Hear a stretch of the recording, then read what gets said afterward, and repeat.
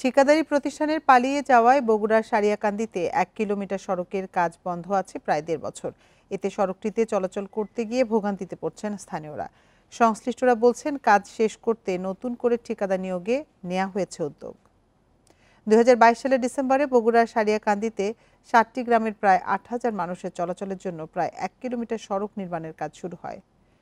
Bundle থাকলে প্রতি সেনমানিতে টাকা বাঁচবে। বিকাশ সেনমানি বান্ডেল কিনে জিতুন প্রতি লেনদেনে।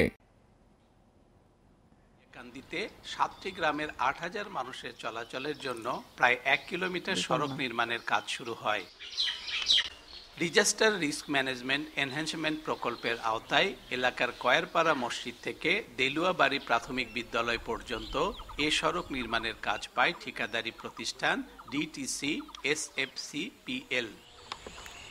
ঠিকাদারি প্রতিষ্ঠান ৬ মাসের মধ্যে প্রায় ৮০ লাখ টাকার বিল তুলে পালিয়ে যায়। ফলে কাজ বন্ধ হয়ে যাওয়ায় বেহাল সড়কটিতে যাতায়াত করতে গিয়ে ভোগান্তিতে পড়েছেন স্থানীয়রা।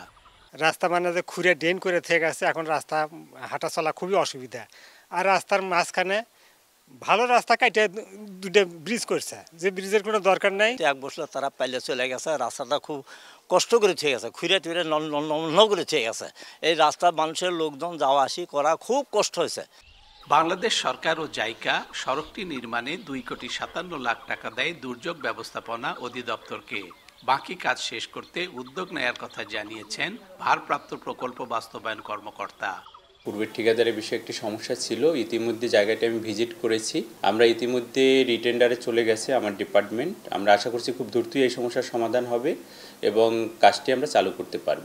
২০২৩ সালের মধ্যে সড়কটি নির্মাণের কাজ শেষ হবার কথা থাকলেও কাজ শেষ হয়েছে মাত্র ১৫%।